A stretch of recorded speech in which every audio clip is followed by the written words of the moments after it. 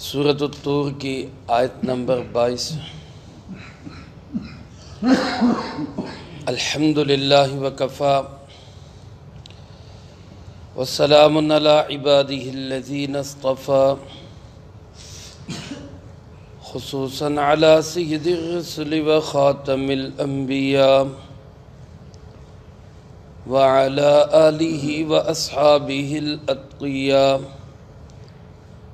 اما بعد فاعوذ باللہ من الشیطان الرجیم، بسم اللہ الرحمن الرحیم۔ وَأَمْدَدْنَاهُمْ بِفَاكِهَةٍ وَلَحْمٍ مِّمَّا يَشْتَهُونَ يَتَنَازَعُونَ فِيهَا كَأْسًا لَا لَغْوٌ فِيهَا وَلَا تَأْثِيمٌ وَيَطُوفُ عَلَيْهِمْ غِلْمَانٌ لَّهُمْ كَأَنَّهُمْ لُؤْلُؤٌ مَّكْنُونٌ وَأَقْبَلَ بَعْضُهُمْ عَلَى بَعْضٍ يَتَسَاءَلُونَ قَالُوا إِنَّا كُنَّا قَبْلُ فِي أَهْلِنَا مُشْفِقِينَ فَمَنَّ اللَّهُ عَلَيْنَا وَوَقَانَا عَذَابَ السَّمُومِ إِنَّا كُنَّا مِن قَبْلُ نَدْعُوهُ إِنَّهُ هُوَ الْبَرُّ الرَّحِيمُ۔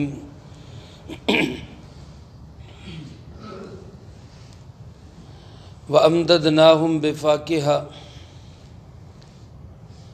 اور ہم مدد پہنچائیں گے ان کو پھلوں کے ساتھ، وَلَحْمٍ مِّمَّا يَشْتَهُونَ، اور گوشت کی جس کو یہ چاہیں، یتنازعون فیہا کأساً، پیش کریں گے اس میں ایک دوسرے کو جام، لا لغو فیہا، جس میں کوئی بہکاوا نہیں ہوگا، ولا تأثیم، اور نہ ہی کوئی گناہ، وَيَطُوفُ عَلَيْهِمْ غِلْمَانٌ لَّهُمْ، اور چکر لگائیں گے ان پر غلمان جو ان کے ہوں گے، كَأَنَّهُمْ لُؤْلُؤٌ مَّكْنُونٌ، اور وہ ایسے ہوں گے گویا موتی ہیں اپنے غلافوں میں بند، وَأَقْبَلَ بَعْضُهُمْ عَلَى بَعْضٍ يَتَسَاءَلُونَ، اور متوجہ ہوں گے وہ ایک دوسرے پر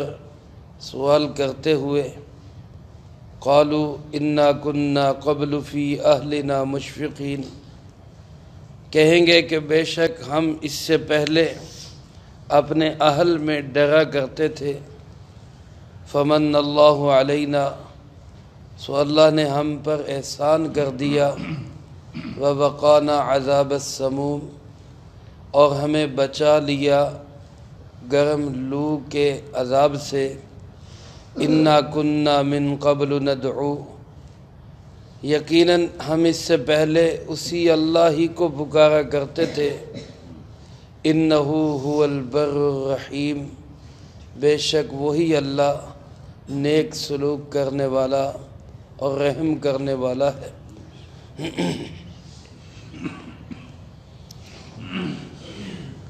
اس سے پہلی آیات مبارکہ میں آخرت کے متعلق دو قسم کے گروہوں کی بات چل رہی ہے، ایک مکذبین، جھٹلانے والے، ان کا انجام کیا ہوگا، اور دوسرے متقین یعنی ماننے والے پھر اس کی تیاری کرنے والے، ان کا اعزاز کیا ہوگا۔ گزشتہ درس میں متقین کے اعزاز کی چند جھلکیاں اللہ رب العالمین نے قرآن کریم میں پیش فرمائی۔ ان آیات مبارکہ میں مزید اسی جنت کی جھلکیوں کو، متقین کے اعزاز کی چیزوں کو اللہ پاک نے بیان فرمایا۔ اللہ پاک ارشاد فرماتے ان ساری نعمتوں کے ساتھ ساتھ امددناہم بفاکہہ، ہم ان کو مدد پہنچائیں گے پھلوں کے ساتھ۔ بعض علماء نے اس کا ترجمہ کیا کہ ایک تار بجھ جائے گی پھلوں کی، یعنی دنیا میں تو ایک انسان اگر اللہ پاک اس کو وسعت دے وہ پھل استعمال کرتا ہے، لیکن ایک وقت آتا ہے کہ پھل ختم ہو جاتے ہیں، پھر اس کو اگلے پھل کے لیے انتظار کرنا پڑتا ہے۔ بعض اوقات سیزن ہی ختم ہو جاتا ہے، پھر نئے سیزن کا انتظار کرنا پڑتا ہے۔ جیسے آج کل اگر ہمارا دل چاہے بھی کہ آم مل جائیں کہیں سے، اول تو ملیں گے نہیں، ملیں گے تو بڑی مشکل سے ملیں گے۔ اب انتظار کرنا پڑے گا کہ کب گرمیاں آئیں اور پھر آم آئیں۔ لیکن جنت ایسی جگہ نہیں ہے۔ اللہ فرماتے وہاں کوئی پھل ختم ہوگا ہی نہیں۔ بس یوں سمجھیں کہ تار بجھ جائے گا اور ایک اترے گا، دوسرا اس کی جگہ آ جائے گا۔ چنانچہ علماء نے لکھا ہے ایک پھل جنتی اتارے گا، توڑے گا تو ساتھ ہی دوسرا پھل لگ جائے گا، اور یہ سارا سال ہی ہوگا، یعنی تا حیات ہوگا، کبھی ختم نہیں ہوگا۔ ایسے لگاتار پھل اور میوے یہ ہمارے انتظار میں ہیں اگر ہم آخرت کے لیے اپنے آپ کو تیار کریں۔ پھر اللہ پاک فرماتے وَلَحْمٍ مِّمَّا يَشْتَهُونَ، اور گوشت ہوں گے، اور وہ بھی ایسے جو یہ چاہیں گے، جو جنتیوں کی خواہش اور چاہت ہوگی۔ اور دوسری جگہ سورۃ واقعہ میں اللہ پاک ارشاد فرماتے وَلَحْمِ الطَّيْرِ مِّمَّا يَشْتَهُونَ، پرندوں کا گوشت جو انسان کے لیے بڑا صحت افزا اور پسندیدہ اور مرغوب ہوتا ہے، اللہ فرماتے ہیں کہ وہ پرندوں کا گوشت جو یہ چاہیں گے وہ ہم ان کو نصیب کریں۔ یہ من چاہی زندگی جنت میں ملے گی تب جب دنیا میں انسان اپنی چاہتوں کو چھوڑ کر اللہ کی چاہتوں پہ زندگی گزارے۔ فرمایا یتنازعون فیہا کأسا، پھر جنت کے اندر پیالے گھومیں گے، آب خورے، جنت کی شراب، جنت میں دودھ، جنت میں نہر، شہد کی نہریں، اور اسی طرح صاف پانی کی نہریں، تو جام چھلکیں گے۔ یہاں تو شراب حرام ہے، رسول اللہ صلی اللہ علیہ وسلم نے سخت وعید اور لعنت فرمائی ہے اس میں، لیکن جنت کے اندر جو شراب ہوگی اس کو اللہ رب العالمین نے ارشاد فرمایا وَسَقَاهُمْ رَبُّهُمْ شَرَابًا طَهُورًا، کہ یہ ایسے عزت والے لوگ ہوں گے کہ ان کو تیرا رب خود شراب طہور پلائے، پاک اور صاف ستھری شراب، اور اس کے پیالے آپس میں ایک دوسرے کو پیش کریں گے۔ یتنازعون، تنازع کا ایک معنی لکھا ہے ایک دوسرے کو جام پیش کریں گے، اور ایک معنی لکھا ہے کہ ایک دوسرے سے جام چھینیں گے۔ دنیا کے اندر جہاں آپس میں دوستی ہوتی ہے، بے تکلفی ہوتی ہے، تو دوست ایک دوسرے سے بعض اوقات چھینتے بھی ہیں، اور پھر کیا کہتے ہیں کہ کھو کے کھان دا سواد ہی ہو رہا ہے، ایک دوسرے سے پھر چھین کے کھاتے ہیں۔ تو ایسے ہی جنت میں جنتیوں کی آپس میں ایسی محبتیں ہوں گی کہ ایک دوسرے سے جام چھینیں گے، لیکن اللہ فرماتے ہیں وہ جام، وہ شراب ایسی ہوگی کہ لا لغو فیہا، اس میں کوئی بک بک نہیں ہوگی، بہکے گا نہیں بندہ۔ دنیا میں ذرا سی شراب، اللہ معاف فرمائے، اللہ ہم سب کو محفوظ فرمائے، کوئی پی لے تو کیا سنتے ہیں کہ جی عقل ماری جاتی ہے، پھول پھول بکتا ہے، عجیب و غریب قسم کی منہ سے آوازیں نکلتی ہیں، لیکن جنت کی شراب میں اللہ فرماتے ہیں ایسا کوئی بہکاوا نہیں ہوگا، اس میں کوئی ایسی بک بک، کوئی ایسی گفتگو یا کوئی مت نہیں ماری جائے گی، ولا تاثیم، اور نہ ہی اس میں کوئی گناہ ہوگا۔ دنیا میں اگر خدا نہ خواستہ کوئی بندہ نشے میں ہو، بعض اوقات نشے میں گناہ کر جاتا ہے، بڑے بڑے ظلم کر جاتا ہے، لیکن جنت کی شراب طہور میں نہ مت ماری جائے گی، نہ اس میں گناہ ہوگا، ایسی صاف ستھری شراب۔ اور پلانے کے لیے کون ہوں گے؟ اللہ فرماتے ہیں وَيَطُوفُ عَلَيْهِمْ غِلْمَانٌ، شراب کے وہ آب خورے اور ٹرے لے کر چکر لگا رہے ہوں گے، گھوم رہے ہوں گے، آس پاس پھر رہے ہوں گے، غلمان، نوجوان خوبصورت لڑکے۔ علماء نے لکھا ہے جس طرح حور جنت کی ایک مخلوق ہے، اللہ نے جنت میں پیدا کی ہے، اسی طرح غلمان بھی جنت کی ایک مخلوق ہے جو نوجوان خوبصورت لڑکوں کی شکل میں اللہ نے جنتیوں کی خدمت کے لیے پیدا کی، اور وہ کتنے خوبصورت اور صاف ستھرے ہوں گے۔ اللہ پاک فرماتے ہیں کأنہم لؤلؤ مکنون، وہ نوجوان بچے ایسے ہوں گے گویا کہ وہ موتی ہیں، اور موتی بھی ان ٹچ ہے، مکنون چھپے ہوئے، ایسے جیسے بالکل نمے نکور، جیسے کسی نے ان کو ہاتھ نہیں لگایا۔ جیسے کوئی موتی ڈبی کے اندر بند ہو تو وہ چمکتا ہے، صاف ستھرا ہوتا ہے، اس پہ گرد و غبار مٹی کا کوئی ذرہ نہیں ہوتا۔ ایسے خوبصورت نوجوان اور چمکدار لڑکے یہ جنتیوں کی خدمت کے لیے وہاں دائیں بائیں پھریں گے۔ اب یہ جنتی جنت کے اندر پہنچیں گے کس سبب سے؟ اصل اور حقیقی سبب کیا بنے گا؟ یہ میرے بھائیوں سنیں اور اس سبب کو حاصل کریں، یہ اپنے اندر پیدا کریں تاکہ اللہ ہمیں بھی جنت کا مستحق بنا دے۔ اللہ پاک فرماتے ہیں اقبل بعضهم علی بعض یتساءلون، جنتی آپس میں ایک دوسرے کی طرف متوجہ ہوں گے سوال کرتے ہوئے، باتیں کرتے ہوئے۔ ظاہر ہے آمنے سامنے بیٹھے، کام تو وہاں ہوگا کوئی نہیں، گپ شپ لگے گی، مزے ہوں گے، اور پھر وہیں آپس میں ایک دوسرے سے پوچھیں گے کہ یہ ہمیں یہ جنت ملی کس صلے میں، کون سے عمل پہ اللہ نے اتنی نعمتیں کر دی، اتنی رحمتیں کر دی، اور پھر خود ہی جواب دیں گے کہ انا کننا قبل فی اہلنا مشفقین، اصل میں ہم اپنے گھروں میں ہوتے ہوئے اللہ سے ڈرا کرتے تھے۔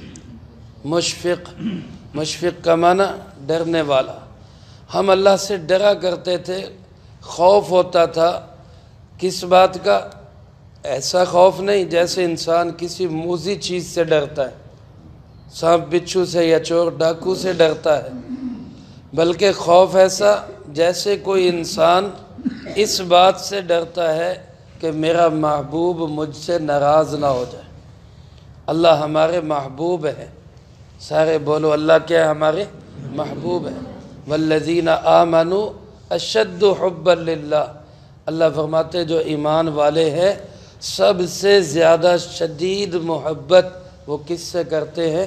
اللہ سے کرتے ہیں۔ پہلے نمبر پہ اللہ کی محبت، پھر اللہ کے محبوب جناب محمد کریم صلی اللہ علیہ وسلم کی محبت، آپ کے پیاروں کی، اہل بیت اور صحابہ کرام رضی اللہ تعالیٰ عنہ مجمعین کی محبت، یہ سب اللہ ہی کی محبتیں۔ اور انسان دنیا میں اپنا ہر عمل اس انداز سے کرے کہ میرے اس عمل سے کہیں میرا پیارا اللہ مجھ سے ناراض نہ ہو جائے۔ یہ ہے اشفاق، یہ ہے مشفق، یہ ہے ڈرنے والا۔ تو یہ جنتی کہیں گے کہ جناب ہم اپنے گھروں میں رہتے ہوئے اللہ کے عذاب سے، اللہ کی ناراضگی سے ہم ڈرا کرتے تھے، تو اس ڈرنے کا نتیجہ کیا ہوا؟ فمن اللہ علینا، اللہ نے ہم پر احسان کر دیا۔ یعنی جنت میں ہم خود نہیں آئے، اپنے عملوں کے زور سے نہیں آئے، اپنے کام اور محنت سے نہیں آئے، بلکہ یہ جنت میں جو ہم پہنچے ہیں تو یہ کس کا احسان ہے؟ اللہ کا احسان۔ فمن اللہ علینا، اللہ نے ہم پہ کیا کر دیا؟ احسان کر دیا۔ لیکن یاد رکھیں اللہ کا احسان اسی پر ہوگا جس کے دل کے اندر اللہ کا ڈر ہوگا، اور جس کے دل میں ڈر ہوگا وہ کم سے کم اللہ کی بارگاہ میں حاضری ضرور لگوائے گا۔ یہ جو ہم مسجد میں اللہ کی توفیق سے حاضر ہوتے ہیں، یہ ہماری حاضری لگتی، کم از کم ہمیں اللہ کی بارگاہ میں ہر نماز میں اور دن کے آغاز میں اور اختتام میں اللہ کے گھر میں حاضر ہو کے حاضری ضرور لگوا دینی چاہیے۔ یا اللہ ہم بھی تیرے بندے ہیں، اللہ ہم بھی تجھ سے ڈرنے والے ہیں، اللہ ہم بھی تیری ناراضگی سے بچنے والے ہیں، تو پھر اللہ کا احسان ضرور ہو جائے گا۔ لیکن اگر کوئی بندہ یہ سمجھتا ہے کہ جناب مجھے ضرورت ہی نہیں ہے، بس اللہ خود ہی احسان کر دے، وہ کر تو سکتا ہے، وہ مہربان ہے، ہو سکتا ہے کر بھی دے، لیکن اس کا احسان کچھ اصولوں کے ساتھ بھی، کچھ ضابطے اور قانون بھی بتائیں اس کو۔ تو اس لیے فرمایا کہ ہم اللہ سے ڈرا کرتے تھے، اس کی ناراضگی کا خوف ہمارے دل میں ہوتا تھا، اللہ کو راضی کرنے کے جذبے ہمارے دلوں میں ہوتے تھے، جن جذبوں کو اس نے قبول کیا، فمن اللہ علینا، اور اس اللہ نے ہم پہ احسان کر دیا، ووقانا عذاب السموم، اور بڑا احسان یہ کیا کہ ہمیں گرم لو کے عذاب سے اللہ نے بچا لیا۔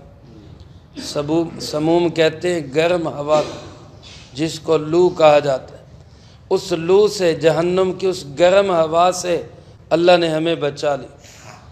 شاید یہی وجہ ہمارے ہاں کسی کو دعا دینی ہوتی ہے، بالخصوص مائیں بچوں کو دعائیں دیتی ہیں کہ تینوں تتی واہ نہ لگے، گرم ہوا۔ آج کل تو بندہ کہتا ہے جی تھوڑی جی لگے گرم ہوا، لیکن بہرحال گرم ہوا یہ مصیبت سمجھی جاتی ہے، تو مصیبت سے اللہ نے ہمیں بچا لیا، جہنم کے عذاب، مصائب، شدائد، سختیوں اور گرمیوں سے اللہ نے ہمیں بچا لیا۔ اِنَّا كُنَّا مِن قَبْلُ نَدْعُوهُ، کیونکہ ہم اس سے پہلے پکارا صرف کس کو کرتے تھے؟ اللہ ہی سے ہم دعا کیا کرتے تھے، اللہ ہی کو ہم پکارا کرتے تھے۔ ہمارا مشکل کشا صرف کون ہے؟ اللہ۔ حاجت روا صرف کون ہے؟ اللہ۔ بگڑی بنانے والا صرف کون ہے؟ اللہ۔ ہمارے مسئلے حل کرنے والا صرف کون ہے؟ اللہ۔ ہم دنیا میں یہ سمجھا کرتے تھے کہ ہماری پکاروں کے لائق صرف اور صرف کون ہے؟ اللہ۔ ہم اسی کو پکارا کرتے تھے، اور اس کا یہ نتیجہ کہ انہو هو البر، وہ اللہ بڑا ہی نیک سلوک کرنے والا ہے۔ البر اللہ کے ناموں میں سے ایک نام ہے جو بر سے مشتق ہے۔ بر کہتے ہیں نیکی کو، اللہ نیکی کرنے والا، یعنی اللہ نیک سلوک کرنے والا ہے۔ اور جب ہم نے اس کو پکارا، اسی کو مشکل کشا سمجھا، اسی کو حاجت روا سمجھا، اسی سے اپنے مسئلے جوڑے، ہر مشکل میں اسی کا نام لیا، تو اس نے بھی نیک سلوک کیا کہ اس نے ہمیں جہنم کے عذاب سے بچا کر ان نعمتوں والی جنت میں عزت دے دی۔ یہ اس کا نیک سلوک ہے۔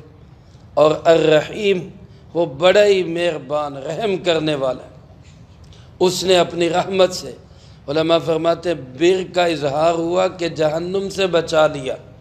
البر، اللہ کے اس نام کا اظہار ہوا کہ اللہ نے جہنم سے بچا لیا۔ اور الرحیم، اللہ کی صفت رحیم کا اظہار ہوا کہ اللہ نے جنت میں پہنچا دی، کیونکہ وہ نیک سلوک کرنے والا ہے اور وہ بہت رحم کرنے والا ہے۔ علماء نے لکھا ہے اللہ رب العالمین کی یہ دو صفات، رحمان اور رحیم۔